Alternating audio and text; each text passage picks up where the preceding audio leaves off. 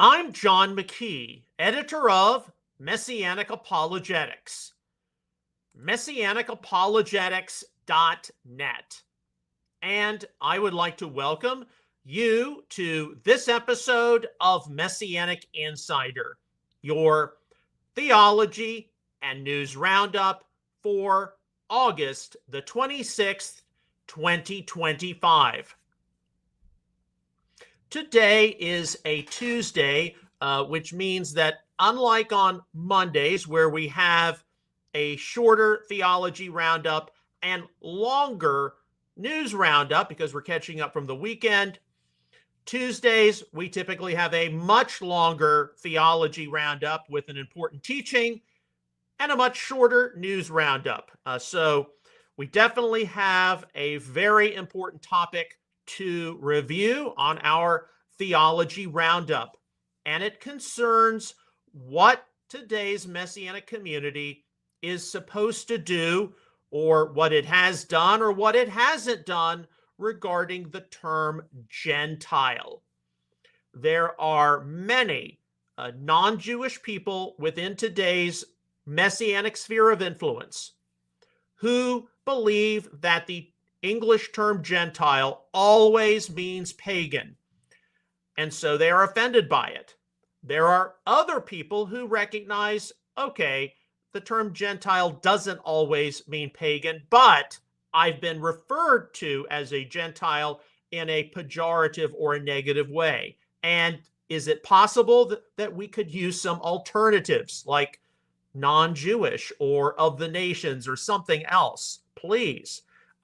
Many of you all who have noticed how I communicate over the years know that I do not readily use the term Gentile.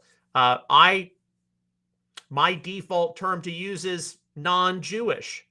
And some of you all probably didn't know that because I don't make a big, huge issue out of it. But I'm not too fond of the term Gentile either. So, and no, it does not always mean pagan, but there are people who have definitely been referred to, non-Jewish people, as Gentiles in a pejorative way. So we're going to be sorting through some of this today, and hopefully we can have some degree of resolution to it. All right, so if you will go to the Messianic Apologetics website, messianicapologetics.net, you can click on the FAQs tab. What will come up will be the FAQ entries from the year 2000 to 2018. They're all listed in alphabetical order, so go down to the letter G. Scrolling down. Okay, there we go. And under the letter G, there is an entry called Gentile, term. So click there, and then a PDF file will open up. And so this is what we're going to go through today. And I think it's very useful that we've got everything listed out with different Bible quotes, different academic quotes. So it's not just me talking, and it's not just my opinion. It's something which, you can actually take note of. All right, so here is our question. And this is an entry we've had for quite some time, for, I would say, 12, 13 years at least. So this is nothing new to our ministry or our perspective. I am a non-Jewish believer in the Messianic movement, and I'm a bit disturbed at how I have encountered various Jewish believers in my midst use the term Gentile. I am not at all trying to be ethnically or culturally Jewish in following Torah, even though I respect my fellow Jewish brothers and sisters. But I detect that the term Gentile is being used with some negative or pejorative sense. Is it not true that the term Gentile can actually mean pagan? Can you help me? And I am sure that many of you have been in this situation before. So what do we do about this? If you are a non-Jewish believer within today's Messianic movement and have encountered the term Gentile being used in a less than neutral sense, then you are not at all alone. Many non-Jews in various Messianic quarters have seen the term Gentile used in a disparaging or negative sense.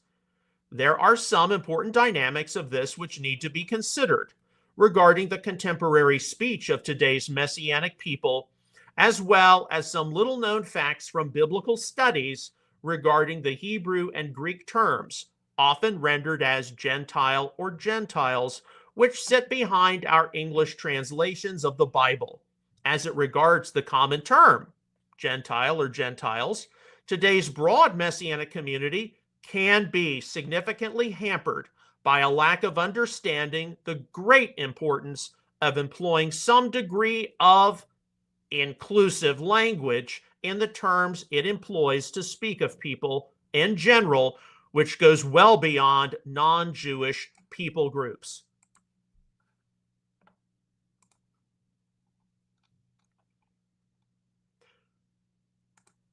Goy and ethnos, Gentile or nation.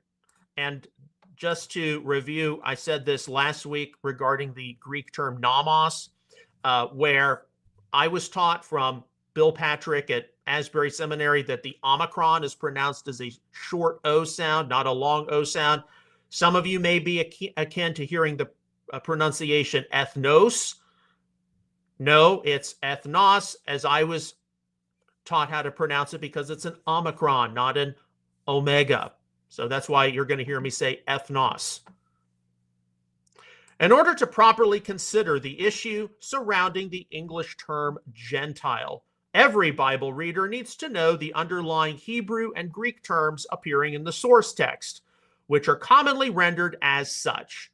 We need to have appropriate definitions of the Hebrew word goy and the Greek word ethnos, and have a good idea of how they were used in their original contexts.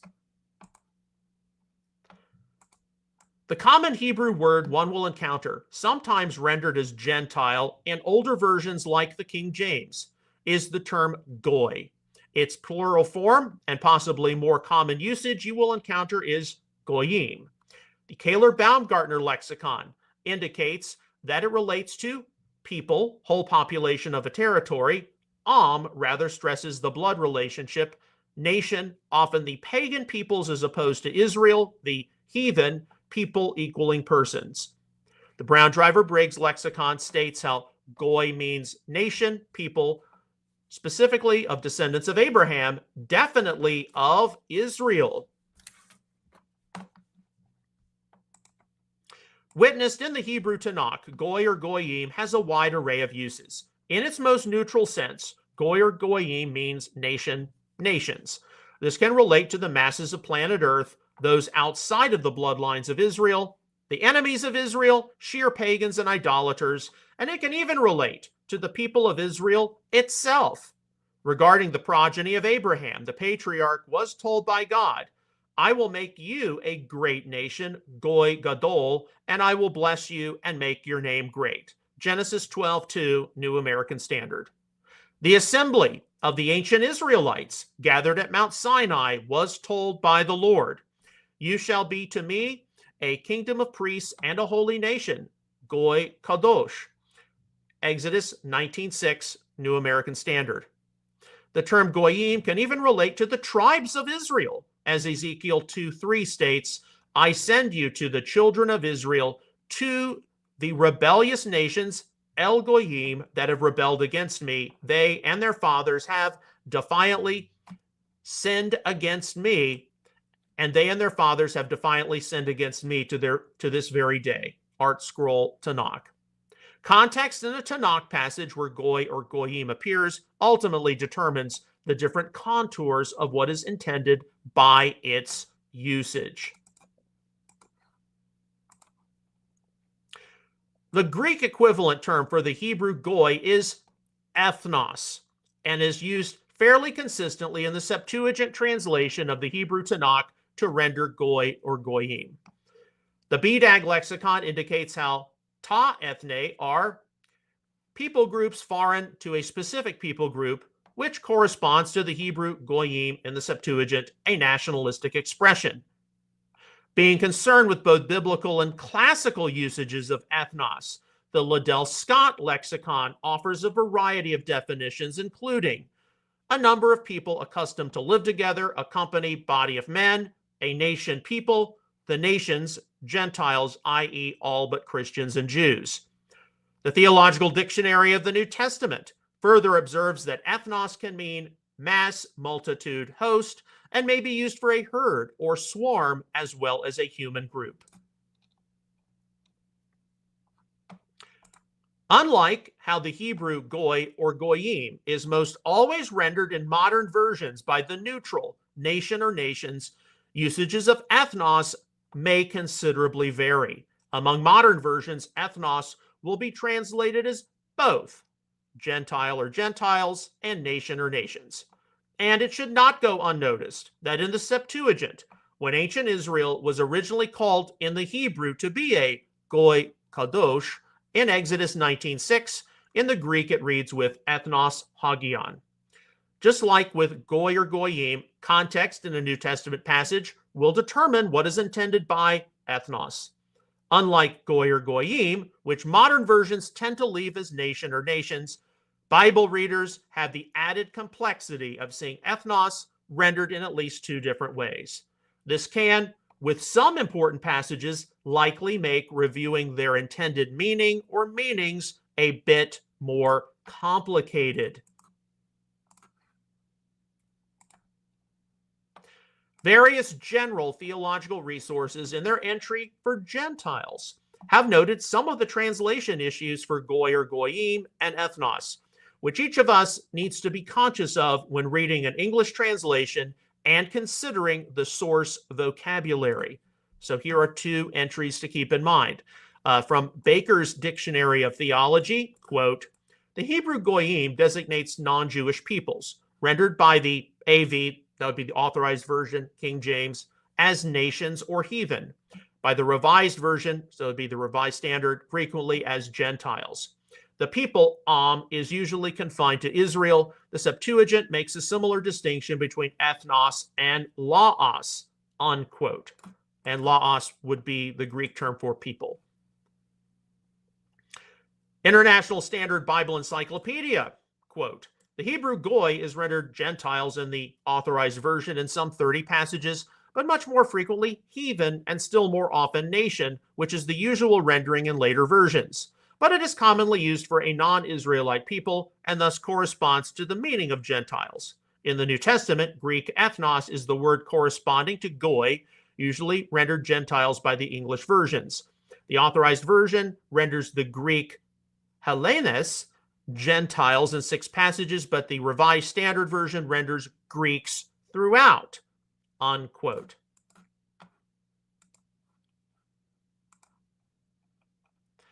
A notable definition of the Greek ethnos, which need not overlook us in evaluating this term, is provided by BDAG. Those who do not belong to groups professing faith in the God of Israel, the nations, Gentiles, unbelievers, in effect equaling polytheists. This is a lexical definition where substantiation for viewing the nations or Gentiles in the Greek apostolic scriptures as pagans would find some support. And indeed, in places like 1 Corinthians 5:1, 10:20, where a version like the New American Standard has Gentiles, the Revised Standard Version and New International Version has pagans. It is actually reported that there is immorality among you, and immorality of such a kind as does not exist even among the Gentiles, and tois ethnicene, that someone has his father's wife. No, but I say that the things which the Gentiles sacrifice, hati, ha, thuusin, literally that what they sacrifice, Holman Christian Standard Version, they sacrifice to demons and not to God, and I do not want you to become sharers in demons. 1 Corinthians 5:1, 10:20, New American Standard. And here are the other two versions. It is actually reported that there is immorality among you, and of a kind that is not found even among pagans, for a man is living with his father's wife. No, I imply that what pagans sacrifice, they offer to demons and not to God. I do not want you to be partners with demons. 1 Corinthians 5:1, 10:20, Revised Standard Version. And finally here, it is actually reported that there is sexual immorality among you, and of a kind that does not occur even among pagans. A man has his father's wife. No, but the sacrifices of pagans are offered to demons, not to God, and I do not want you to become participants with demons. 1 Corinthians 5:1, 10:20, New International Version.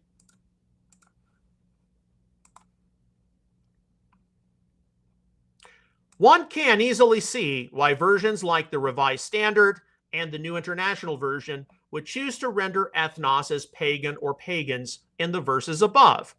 Other verses which could be considered include 1 Thessalonians 4:5, 1 Peter 4:3. Yet at the same time, one can see a figure like the Apostle Paul saying things in terms of, I am speaking to you who are Gentiles, Romans 11:13, New American Standard. The Gentiles in the flesh, Ephesians 2:11, New American Standard. I, Paul, am the prisoner of Messiah Yeshua for the sake of you Gentiles, Ephesians 3:1, New American Standard. All verses which employ the Greek ethnos. However, Paul would also instruct non-Jewish believers, so this I say and affirm together with the Lord, that you walk no longer just as the Gentiles also walk. Complete Jewish Bible, do not live any longer as the pagans live in the futility of their mind. Ephesians 4:17, New American Standard. The issue regarding the Greek ethnos, ultimately to be realized, is that while varied English translations can be found rendering it as Gentile or Gentiles, nation or nations, or even pagan pagans, when the various apostolic letters and documents were composed, they all used a single term. Readers and speakers in the first century Mediterranean world could figure out, either because of how ethnos rendered goy or goyim in the Septuagint translation of the Tanakh, or how it was used in the marketplace and on the street, what was really intended. In the English-speaking world, with our diverse vocabulary, we have to read the apostolic writings with some care. For some reason or another, many English Bibles have chosen to render ethnos as both Gentile Gentiles and nation nations, making somewhat of a value judgment for their readers. Two notable exceptions to this, where ethnos is consistently rendered by the rather neutral nation or nations, are Young's literal translation and the literal translation of the Holy Bible by J.P. Green. But where did the term Gentile originate, if ethnos best means nation? The Westminster Dictionary of Theological Terms indicates, quote, Gentile, from the Latin gentilis, member of a people, term used by Jews for one who is not Jewish by racial origin. In the Old Testament, the nations, Hebrew goyim, is used. The English term Gentile is actually derived from the Latin word gentilis, meaning family, hereditary, national. HarperCollins Latin Concise Dictionary. Being related to gens or clan, tribe, family, race, nation. The Pocket Oxford Latin Dictionary.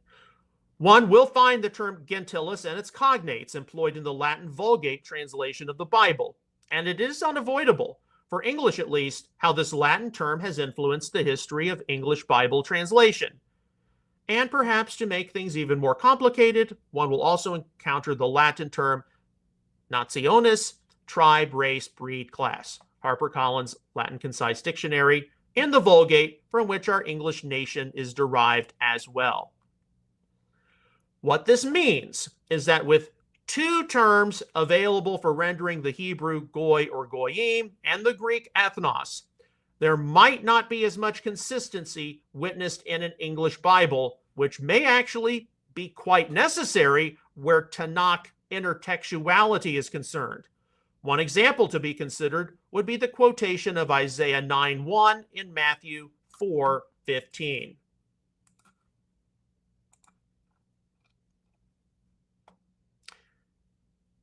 But there will be no gloom for her that was in anguish. In the former time, he brought into contempt the land of Zebulun and the land of Naphtali. But in the later time, he will make glorious the way of the sea, the land beyond the Jordan, Galilee of the nations, Galil HaGoyim, Galilee of the Gentiles, New American Standard. Isaiah 9:1, Revised Standard Version.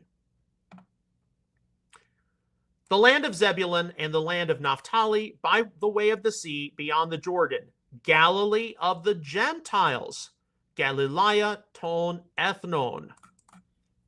Matthew 4:15, New American Standard. The best, most neutral rendering seen for both Galil HaGoyim and Galilee ton ethnon, the latter clause witnessed in both the Septuagint of Isaiah 9:1 and Matthew 4:15 is Galilee of the nations. Isaiah 9:1, New English Translation of the Septuagint. What is witnessed in the Vulgate for both Isaiah 9:1 and Matthew 4:15, however, is Galilea Gentium. Hope I pronounced that properly. While this is not a problem if one were a Roman, Latin-speaking Christian in the early centuries of the faith, it does interject a dynamic for modern English speakers which we need to be aware of, a likely testament to English having mixed Latin and Germanic origins.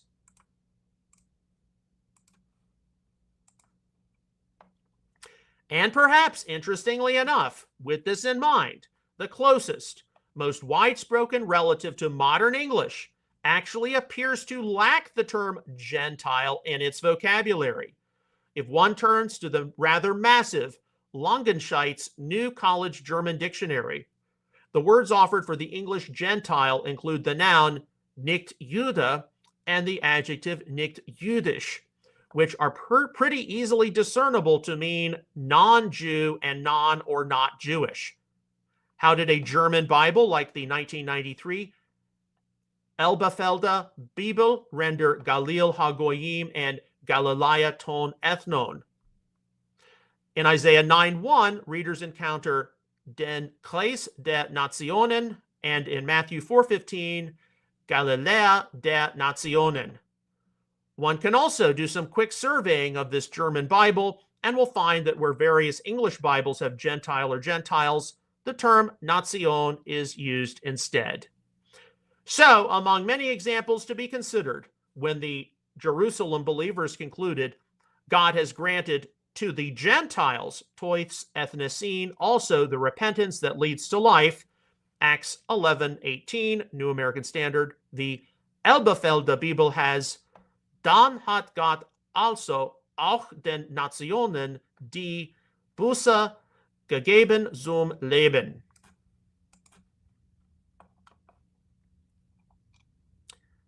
It is at this point where Bible readers reach an impasse. What is the best approach to the Hebrew goy or goyim and Greek ethnos? Is it really Gentile or Gentiles, or is it nations? Much of this is undeniably a perspective issue, and how in their most neutral context, both of these words mean nation or nations. Seriously consider what the Apostle Paul communicated to his dear friend Timothy in 2 Timothy 4:17, reflecting back on his life of ministry service to the Lord. But the Lord stood with me and strengthened me, so that through me the proclamation might be fully accomplished, and that all the Gentiles might hear. And I was rescued out of the lion's mouth. 2 Timothy 4:17, New American Standard. That Paul had a unique calling to the world at large is easily understood. Acts 9:15, Romans 11:13. But is all the Gentiles the best rendering for Panta ta ethne? In the view of some pastoral epistles commentators, all the nations is what is to be missionally understood here, which does not only include the world at large. The view of William D. Mounts, who is most well known for authoring various collegiate-level Greek textbooks, is that when ethne is rendered as nations here, then, quote, the phrase all the nations/Gentiles can mean all groups of people, Jew and Gentile alike, unquote. From this viewpoint, then, panta ta ethne is akin to those who had never heard the message, the Bible version, the gospel message. We need to remember that even though Paul had a definite calling and skill set as a Jewish believer that would help to bring the nations into the kingdom of God, Galatians 2:7, Paul never stopped believing that his own Jewish people needed salvation, nor did he ever stop declaring Yeshua to them. Romans 11:13 and 14. It would seem appropriate for us to view panta ta ethne in 2 Timothy 4:17 as meaning everyone who needed to hear, all nations upon planet Earth, including Paul's own Jewish people. Philip H. Towner appropriately summarizes, quote, the phrase all the Gentiles/nations, which certainly need not exclude the Jewish people, is a theologically loaded term in Pauline thought. Romans 15:11, 16:26, Galatians 3:28. It sums up the universal scope of the salvation plan of God from the Abrahamic promise and institution of the covenant to its full unveiling in the Psalms and prophets, from which Paul clearly took his cue. Romans 9 through 11, 15, 9 through 13, Galatians 1, 15, and 16, unquote. The blessing of Abraham and the sacrifice of Yeshua, remitting the curse of the law, are for all nations, Galatians 3:8, 14, which necessarily includes the Jewish people as well as the world at large. Surely with what is witnessed in Yeshua's Great Commission of Matthew 28:18 through 20, the common rendering of nations is understood to convey a significant worldwide effect. And Yeshua came up and spoke to them, saying, all authority has been given to me in heaven and on earth. Go therefore and make disciples of all the nations, panta ta ethne, baptizing them in the name of the Father and the Son and the Holy Spirit, teaching them to observe all that I commanded you, and lo, I am with you always, even to the end of the age. Matthew 28:18 through 20, New American Standard. We may never be able to know why more English Bibles than not have chosen to render the Greek ethnos as both Gentile, Gentiles, and nation or nations, and not just nation or nations. But what we can know is that rendering the single Greek term in two different ways has created some confusion, if not some significant confusion in some quarters. The most significant confusion caused by the term Gentile is that it can underplay the universal availability of God's salvation for all of humankind. In Isaiah 49:6, Yeshua the Messiah came not only to restore the tribes of Israel, but also to be the Goyim, or Phos Ethnon, a light of the nations. For consistency's sake, English Bible readers need to train their minds to recognize that Gentile or Gentiles really means nation or nations. And today's Messianic teachers and leaders need to be a little more sensitive to this fact as well. All right, now we're going to get into some of the more controversial areas involving this.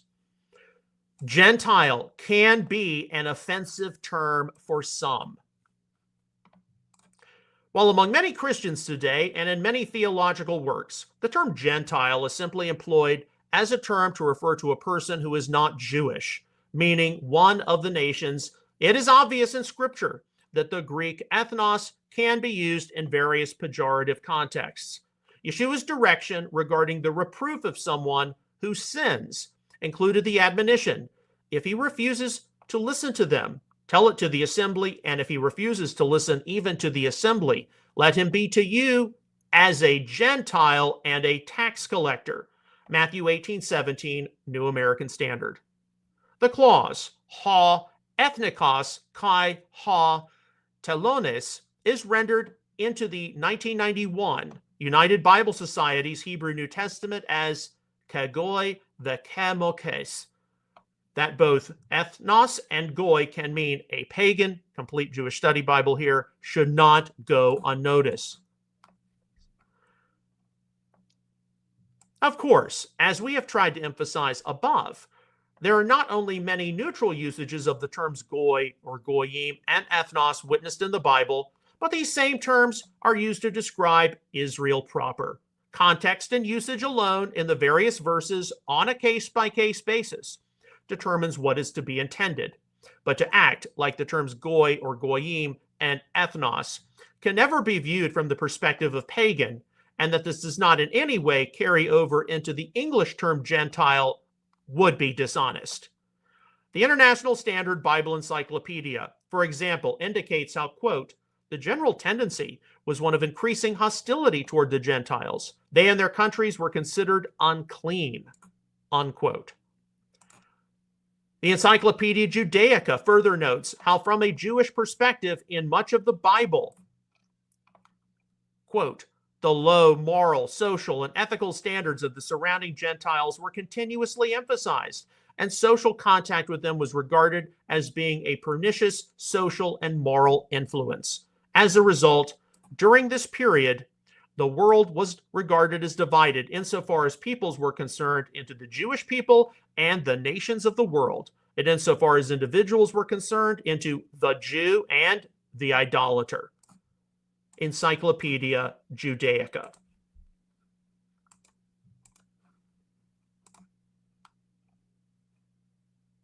Whether goy, goyim, or ethnos carry with it the intention of the nations, or pagan in the Bible can only be determined in the places where it is used.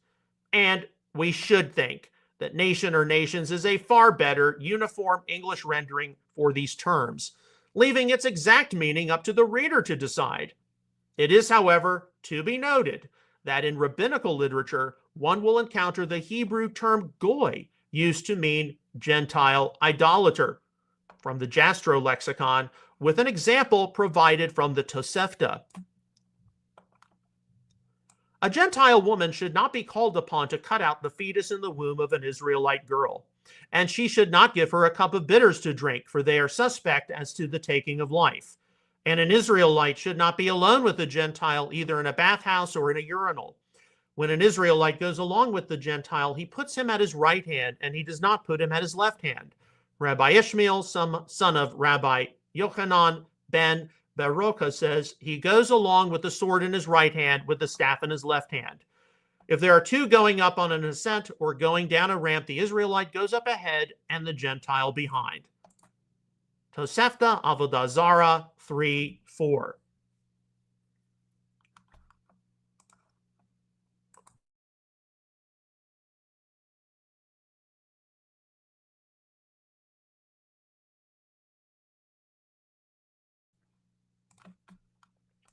Some of the viewpoints here were obviously historically conditioned and were the result of a long-standing distrust on the part of the Jewish community toward outsiders.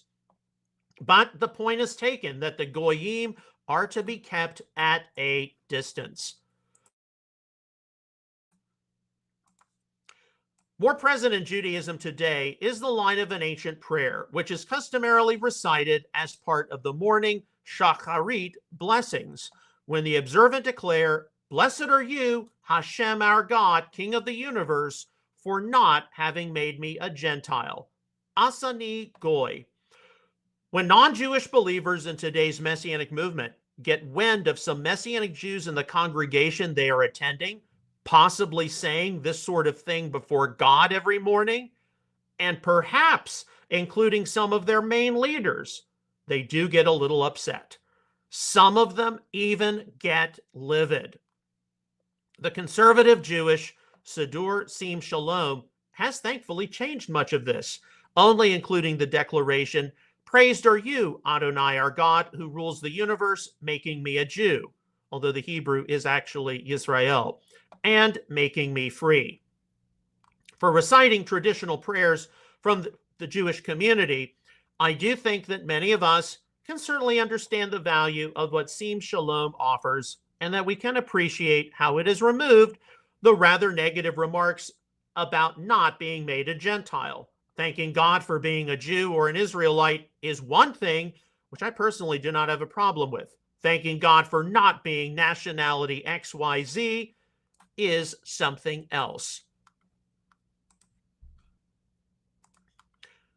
So, what does the non-Jewish person in a Messianic Jewish congregation who finds out about the ancient prayer of, "For not having made me a Gentile," and who is understandably a bit offended, then do about it? The first thing which tends to happen is that when the term Gentile tends to be spoken in various teachings or announcements or just common speech, the individual feels that he or she is likely being called some kind of a pagan, heathen, idolater, or something worse. Secondly, if various Messianic Jews have not been careful with how they have employed the term Gentile, at least also incorporating valid alternatives like nations or peoples, then some significant resentment can build up rather quickly. Thirdly, and what can frequently happen, is that the non-Jewish person who has taken considerable offense at being called a Gentile will build a kind of personal credo around Ephesians 2:11, where the Apostle Paul said, "Therefore, remember that formerly you, the Gentiles in the flesh, who are called uncircumcision by the so-called circumcision, which is performed in the flesh by human hands." Ephesians 2:11, New American Standard.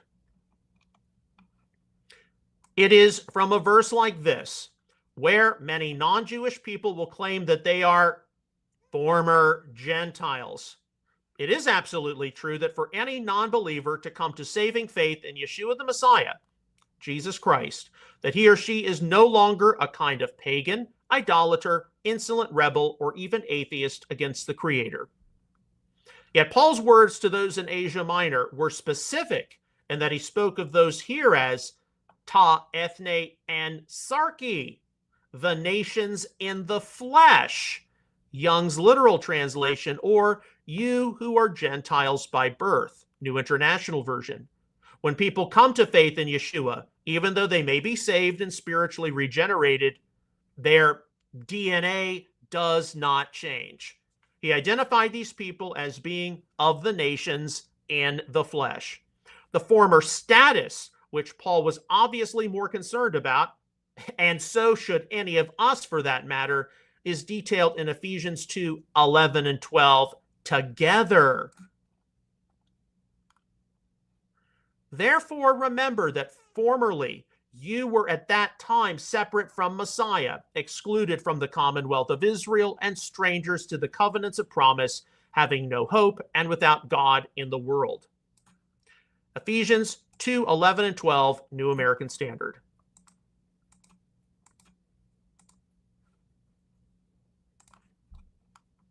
A status of being removed from Israel's Messiah, Israel's polity, Israel's covenants, and being without the hope and knowledge of the Creator God, what was really considered to be the former status for the non-Jewish believers addressed in Ephesians. This is one which has been fully reversed. The non-Jewish believers in Asia Minor now know Israel's Messiah. They are integrated into Israel's polity, they benefit from Israel's covenants, and they are truly known by the Creator God. The term Gentile, goy, need not always have a negative meaning, but in various places in Jewish theology and commentary, it will. The Dictionary of Judaism in the biblical period observes how goyim is the, quote, generic Israelite expression for all of humanity except Israel. Most often, this common biblical expression has a pejorative connotation that parallels the Greek use of barbarians by virtue of its covenantal relationship to Yod-Heh-Vav-Heh and its observance of the Torah. Israel is contrasted with the rest of humanity, which stands outside the scope of God's covenantal love, unquote. Dictionary of Judaism in the biblical period. The same entry is actually pretty even-handed, though, in further commenting. Quote, while Gentiles are often pictured as sexually uninhibited and untrustworthy, they are also described as righteous and the progenitors of rabbis and even kings of Israel. Dictionary of Judaism in the biblical period. unquote. But what meaning of goyim are we more likely to find for non-Jewish people used in today's Judaism and even parts of Messianic Judaism? Does it mean pagan or just a non-Jew? When non-Jewish believers in today's Messianic world know of some of the theological background behind the term Gentile, it often does not make them very happy when it is used to define them. Knowing that the term goyim can frequently mean pagan in many respects, can be offensive to more than a few. What is to be done about this? When non-believing members of the Jewish community today refer to those outside the synagogue as Gentiles or goyim, is it in the most positive of ways? When my mother grew up in Annapolis, Maryland, with its sizable Jewish population, she certainly witnessed the terms goy and Gentile used in some rather negative ways by her friends' parents. And with my two grandparents being from the Deep South, she also heard some other negative terms used to describe African Americans and other minority groups. When she has been in some Messianic Jewish congregations and heard the congregational leader or speaker refer to the non-Jews in the audience as goyim, she has had difficulty separating it from her youth experience among her Jewish friends. Non-Jewish believers being referred to as Gentiles in parts of the Messianic community can at times be suspect.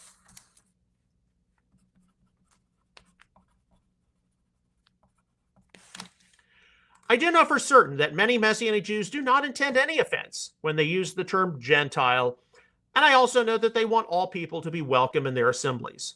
The easiest way to deflate some of this potential unwelcomeness is to simply employ a number of valid alternatives like nations or peoples.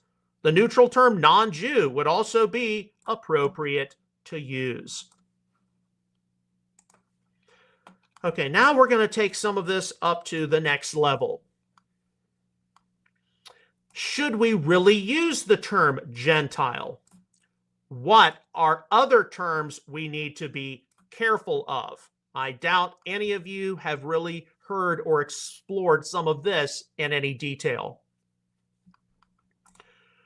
No one in today's Messianic community should ever freak out when they hear the term Gentile used, because it is going to be heard at the very least from various English Bible translations and various theological resources. There can probably be, however, some better ways to communicate which are more sensitive to a group's needs. If a Messianic congregational leader knows that there is a group of non-Jewish believers in the assembly who might be offended if the term Gentile is used, then it might be incumbent to employ some worthwhile and valid alternatives, like nation, nations, or people, peoples, to offset a potential problem. Many non-Jewish Messianics are asked to be sensitive to Jewish concerns with their usage of terms like cross, given the reality of many heinous acts of anti-Semitism committed in history involving the cross. While we may never totally stop using terms like cross or crucified, it is fair and advisable to employ valid alternatives like tree and executed. Is it too much, given some of the post-Second Temple usage of terms like goy and goyim and possible negative aspects surrounding the term Gentile in current Jewish culture, that some alternatives likewise be used? I have a feeling that in the case of many people in the Messianic movement, especially in much of Messianic Judaism, that for the considerable time being, we may be dealing with a one-way street on this issue. Consider some of the thoughts offered by Toby Janicki in his 2009 article, What is a Gentile? Quote, "The word Gentile is not a negative term, nor does it refer to idolaters in any essential way. Although it has had various implications in different contexts, its primary meaning is that of one from the nations. This is the designation that the apostles used to distinguish non-Jewish believers from Jewish believers. If it was good enough for them, it should be good enough for us." Unquote. The biblical terms which were actually used to describe the nations are goy or goyim and ethnos, nation or nations. While context determines whether people in general or some kind of pagan idolaters are intended, it is disingenuous of anyone in today's Messianic community to fail to recognize that in the 21st century, the English term Gentile can offend some non-Jewish believers. It is also disingenuous to think that in some Jewish cultural contexts, when the Goyim or Gentiles are referred to, it is speaking of non-Jewish people in a totally neutral way. But let us consider for a moment some more of the shortcomings found in the Messianic community as it concerns the terms used to describe people in general. A fair majority of today's Messianic community balks at using any degree of inclusive language, dismissing it as being the product of so-called political correctness, even though it is adhered to in part by many conservative evangelical Protestants and is actually reflected in much of David Stern's Complete Jewish Bible, 1998, as well as in the Tree of Life version, 2014. What is the inclusive language debate? A big part of it is recognizing that there are some specific terms in the Hebrew and Greek scriptures where a masculine-centric rendering is less than accurate, especially given some of the changing dynamics of modern English speech. The major terms to be aware of include the generic Adam and anthropos can be better rendered with humanity or humankind rather than man or mankind, or in the case of individuals, human being or beings, mortal or mortals, or person, persons. The specific ish and aner relates to a person who is a man or of the male gender and can sometimes refer to a husband. The specific isha and gune relates to a person who is a woman or of the female gender and can sometimes refer to a wife. Obviously, some renderings of these Hebrew and Greek terms are largely dependent on their usage in a passage, but in general, when people at large are described, it is probably safe to say that calling them men has become more than a bit out of place in normal, everyday English usage, language usage across the world. So even if a Bible version might use men when people is intended, such as where Yeshua called his disciples to be fishers of men, Mark 1:17, also Matthew 4:19, we need to be geared towards speaking on these sorts of passages relating to fish for people. New Revised Standard, New Living Translation, today's New International Version. A key passage where an inclusive language rendering will convey a far better and clearer understanding for Messianics is where Ephesians 2:15 speaks of kainon anthropon, the one new humanity, New Revised Standard, Complete Jewish Bible, as opposed to one new man. Obviously, what the Father has brought about via the magnanimous work of his Son is to influence far more than just those of the male gender. Once again, reality being what it is, not enough of today's Messianic teachers and leaders may be sensitive to employing a little bit of inclusive language in their speech. In fact, more than a few Messianic leaders are probably some of the greatest offenders when it comes to not using any degree of inclusive language. I want you to know that I myself do not get upset when I see terms like man or mankind used to refer to the human race, because I do use them from time to time. Yet we do need to recognize the various limitations present in modern English speech by only using terms like man, men, or mankind. In the 21st century, we have far more than a few Messianic voices who are still quite prone to using men when in normal speech, people is far more natural and preferable. Does it at all offend you when a Messianic speaker says, regardless of which slice of the broad Messianic movement in which the statement is made, something like, God is raising up men in this hour, and the audience is clearly mixed, why would we not hear something more like God is raising up men and women in this hour, or God is raising up people in this hour? How would you feel if you were a woman and you heard terms like men, mankind, and brothers exclusively used? Speaking for myself, I know that I am offended when I only hear male-specific terms used, and I am a male. Obviously, if some of today's Messianic people cannot compute the fact that using male-centric terms exclusively might cause some discord, would they even be able to see that using a term like Gentile exclusively might also create some angst? The issue of the terms we use affects our historical readings of the scriptures. How many of today's Messianic Jews, even among those who are well-educated Bible teachers with significant degrees, will say things along the lines of, when God brought the Jewish people out of Egypt?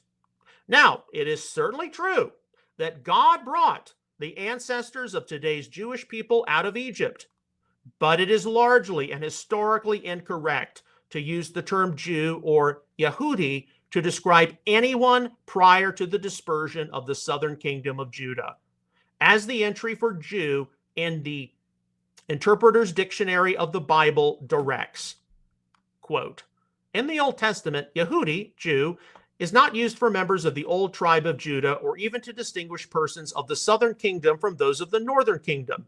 It is scarcely used until the kingdom of Judah had survived northern Israel. 2 Kings 25:25, Jeremiah 38:19, 52:28-30.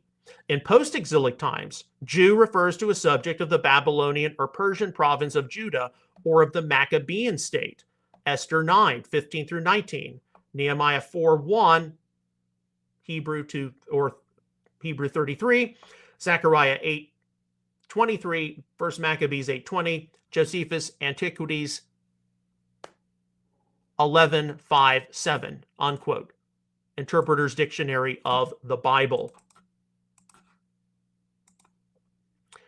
There is, of course, nothing wrong with using terms such as Jew or Jewish, provided that examiners are able to recognize when in biblical history that Yehudi started being legitimately used in association with the southern kingdom. The point to be taken is not that Jew is a bad term to use. Rather, quote, strictly speaking, it is anachronistic to use the term with reference to the Hebrews or Israelites of an earlier period, unquote. International Standard Bible Encyclopedia. Yet many of today's Messianic Jews were raised in an environment where the ancient Israelites at the foot of Mount Sinai, to those who made up the populations of both the northern and southern kingdoms, to those who returned from Babylon, were all quote-unquote Jews. Specificity in terms of biblical history for such people is not only something which is overlooked, but it actually is reinforced in some Jewish teaching materials.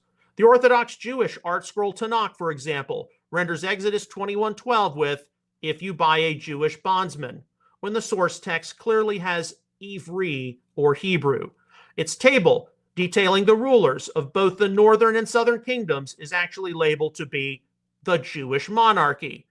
Even Stern's Jewish New Testament or /Complete Jewish Bible may be said to have made a faux pas when labeling the epistle to the Hebrews as Messianic Jews, when modern Hebrew New Testaments tend to have Ivrim, Hebrew for Hebrews, instead for the Greek title Pros Hebraeus. Not paying attention to specific details in biblical history has enabled many throughout the Messianic world to say things along the lines of, when Paul writes to the Gentiles in letter XYZ. While it may be true that there was a large non-Jewish readership for many of Paul's epistles, almost all of the Pauline letters are titled by a geographic specific audience, in addition to having Jewish readers as well. Why would any of us ever speak in terms of Paul writing the Gentiles when what we should be more tuned into is Paul writing the Romans, the Corinthians, the Galatians, the Philippians, the Colossians, the Thessalonians, etc. Cultural and historical circumstances in places such as Rome, Corinth, Galatia, Philippi, and Colossae, and the ancient Mediterranean world might factor into us understanding some difficult verses and some of the location-specific issues ancient groups of Messiah followers faced. All right. So that concludes our examination from our ministry FAQ on the term Gentile. And indeed, nobody is asking you to stop completely using the term Gentile, okay? You're going to encounter it in different English Bible translations. You're going to encounter it in different theological works. But if you've got non-Jewish believers who find offense from it, and they think that you're calling them a pagan or an idolater or something, it is not unreasonable if they have been asked to be careful about some of the terms they use, like don't use cross, use executed, use tree, use something like that. Don't say baptize, say immerse. If they have been asked to be careful about various terms which Jewish people can find offensive, that can be reciprocated when there's a term possibly they find offensive, and you can use an alternative like of the nations or non-Jewish more frequently. But it has been my experience when this is pointed out to a lot of Messianic Jewish believers, different teachers, different leaders, reciprocating is not something which you will often see happen. And that, to me, after our family's been involved in the Messianic community for 3 decades, that's sad. But, part of non-Jewish believers being specially called into the Messianic community is that you have to learn how to tolerate and maneuver around some things which you don't always like. So I do recommend that, we'll point this out to you because this is rather long and there are some references you might want to go look up yourself. Go to the Messianic Apologetics frequently asked questions section, scroll down to the letter G, and you can look up the entry on the term Gentile. So, because there was a lot of information, there were some details, there were some lexical entries which were referenced, and sort through this. But it's also true.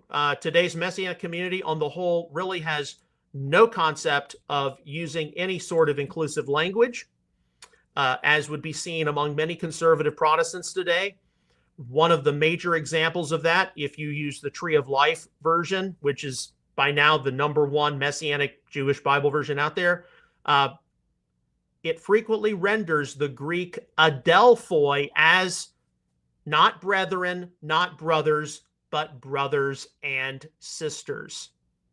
That comes from a premise of inclusive language and recognizing how there are terms which appear in the source text which speak of both men and women.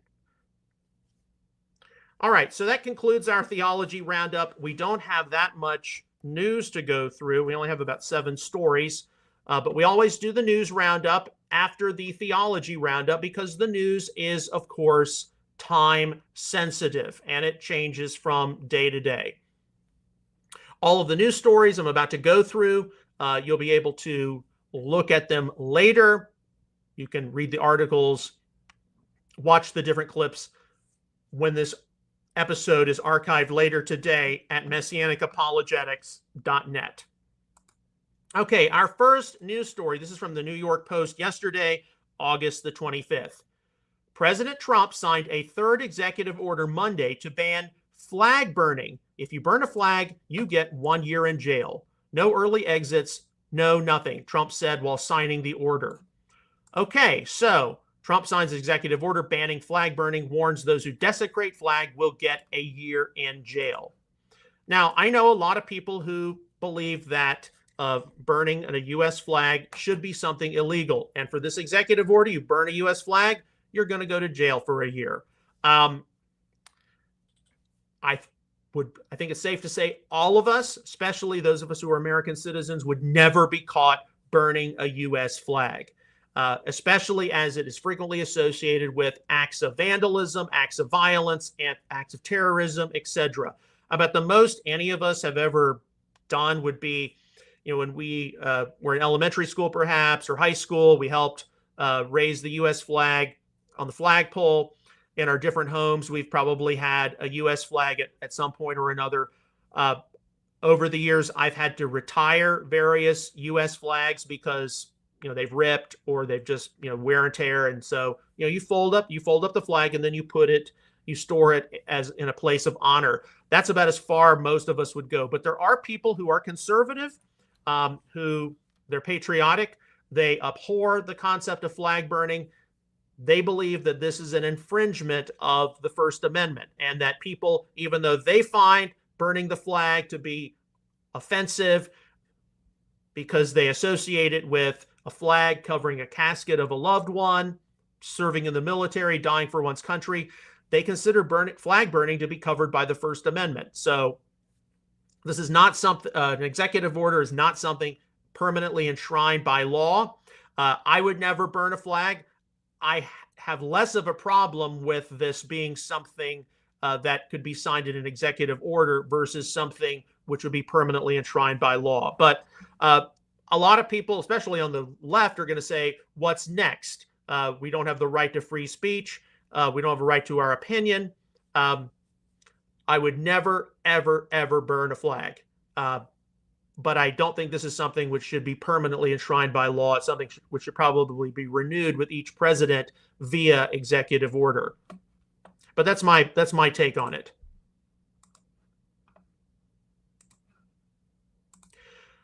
Okay, also from the New York Post yesterday, President Trump confirmed that he has spoken to Russian President Vladimir Putin to set up a sit-down with Ukrainian President Volodymyr Zelensky, but no meeting has been scheduled with Kiev while Moscow continues its assault on its neighbor.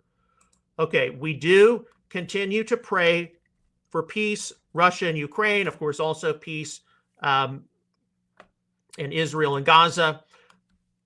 We know that this is something, this peace process, Russia and Ukraine, is something which is probably going to stretch out longer than we anticipated. It is something which could fall apart at any time. But Trump's desire is to stop the killing. He doesn't want to see an entire generation of Ukrainians or Russians go extinct because of this. That is not what we want to see. Okay, I thought this article was interesting. This came across my social media feed, and I thought we should pass this along because of the social changes which we've seen in the past decade or so. It's from the Post Millennial, and the title of the article is, Snoop Dogg says he won't take his grandkids to the movies anymore due to LGBT content. I didn't come in for this S. These are kids. We have to show that at that age, they're going to ask questions. I don't have the answer. So you can read this article. It's kind of fascinating. So Snoop Dogg said that he had taken his grandson to see Lightyear, the 2022 Toy Story spin-off film, which I have not seen, in which two women are seen raising a child together. They're like, she had a baby with a woman. Well, my grandson in the middle of the movie is like, Papa Snoop, how'd she have a baby with a woman? She's a woman, Snoop Dogg recalled. Okay, so this was fascinating because, of course, Snoop Dogg is not exactly the paragon of moral virtue, is he? But even he recognizes that, pushing all of this sexual stuff, LGBTQ plus stuff on young kids, which he encountered taking his own grandson to the movies, this is not the society he grew up in, which caused him to be a rapper and everything else. And something's got to be done about it. So if Snoop Dogg recognizes it's a problem, hopefully other people recognize it's a problem as well. Okay, here's a news story that came across my feed on Instagram. This should get everybody really upset, from Visegrad24. The leader of the extreme left-wing party, and it's listed, I hope I pronounced that properly, shared a video from a demonstration in front of the Danish parliament yesterday where the Bob Dylan chant, death, death to the IDF, could be heard. And here you see a lot of Palestinian flags. Death, death to the IDF. And that was in English. Denmark, a major, Scandinavian country known for being tolerant, known for being inclusive. What's going on, Denmark? We believe in free speech too, but death to the IDF. I mean, couldn't you have at least said down with the IDF? I mean, come on. And if this is the kind of thing that those on the left wing in a place like Denmark promote, mind you, the Dallas-Fort Worth Metroplex where I live is almost twice the size of Denmark. Maybe not that large. It's 8.5 to Denmark's 5.5, but 1.5 times as large. Yeah, what are we going to see here on the American home front in the not too distant future? Yeah, this is pretty shameful. You can protest, but death to the IDF. Yeah, no wonder people are, seriously concerned about the 1930s repeating themselves. Okay, here's our next story, and this is from yesterday at the Oval Office. President Trump hosting the president of South Korea. President Lee Jae-myung, I apologize if I mispronounced that, tells POTUS that the situation on the Korean Peninsula was stable during his first term, but that North Korea further developed its nuclear capacities under Biden. They would not have done that if I were president. I completely agree with you. And yes, whether you like Trump or not, whether you think he's tackied up the White House or not, isn't the point. If Trump had been president the previous 4 years, North Korea may not have advanced in its nuclear program the way it did. And there may not have been a Russia-Ukraine war. And the Israel-Gaza thing may have stopped a lot sooner. You don't have to like Donald Trump to recognize some of these realities. Okay, from The Bulwark. And by the way, I don't always agree with Donald Trump. So this is a clip you can watch. He was asked at a press conference at the Oval Office. The Department of Defense, it didn't sound good to me. It didn't sound good. Defense? What are we defense? Why are we defense? It used to be called the Department of War, and it had a stronger sound. Defense? I don't want to be defense only. We want defense, but we want offense too. So there's a talk right now that they're going to change the name of the Department of Defense, the DOD, back to the Department of War. Personally, I don't believe that kind of a change would be good. That's my opinion. I say leave the DOD as the DOD. Are we here to defend the lives of Americans, or are we here to go out and make war and be aggressive? I thought President Trump was the president of peace. I understand some of this might just be, rhetorical and that sort of thing. But no, I would not support rechanging the name back to the Department of War. I think Department of Defense is just fine the way it is. I'd worry much more about how our troops, sailors, airmen, how well they are performing with the budgets they have, the equipment they have, the training they have. Let's not try to make some kind of a cosmetic change to cover over some insufficiencies. Okay, and then finally, and this is from Instagram. This was forwarded on also by Visegrad24. This is a clip you can watch. It's by someone identifying as a Palestinian, 21, 22-year-old, I think, in Canada. She says, I hope they all burn in hell. And then she talks about how basically the white Western system needs to be brought down. She uses a lot of profanity. And of course, somebody made the comment, a true believer, she should go to Gaza and help. So she definitely believes the state of Israel should be brought down, definitely believes the West should be brought down. Yeah, and that's very offensive, but you're going to be seeing a lot more of that, as is indicated also by the protesting in Denmark. So, of course, this is Tuesday, so the news is a little slower than other days. That's what happens typical Tuesday, as many of us are familiar. That's when there doesn't tend to be a lot of news, doesn't tend to be a lot of mail, doesn't tend to be a lot of activities, but the work of God's kingdom always continues. So we did address a controversial subject with the term Gentile, and I did offer you some things you probably have never heard before, and you need to likely think through. Be conscientious of the terms you use.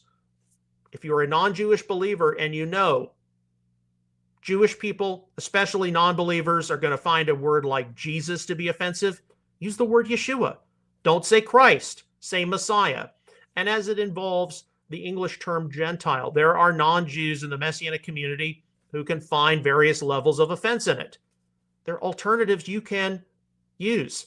Nation or nations, people or peoples, something like that, the term non-Jewish. And there does need to be some kind of reciprocation on the terms we use regarding this or that. Personally, after 30 years, I don't know if the willpower to reciprocate in these areas is really present in the hearts, much less the minds of a lot of Messianic people. Reciprocation is not a huge part of the Messianic experience. It should be. I mean, it really should be. It's definitely part of the experience of the apostolic scriptures. But this is not going to be the last time we talk about that in our theological analysis. As always, on behalf of Outreach Israel Ministries and Messianic Apologetics, I would like to sincerely thank you for your ongoing prayers, encouragement, and support for all of our ministry efforts. I encourage you to visit MessianicApologetics.net, where you can access some complimentary articles, frequently asked questions entries, look at some of the back episodes of Messianic Insider, McKee Moment Shorts, and you can see, take a look at some of our adventures over the years. We'll see you again tomorrow with another episode of Messianic Insider. Until then, may God bless you, shalom, and take care.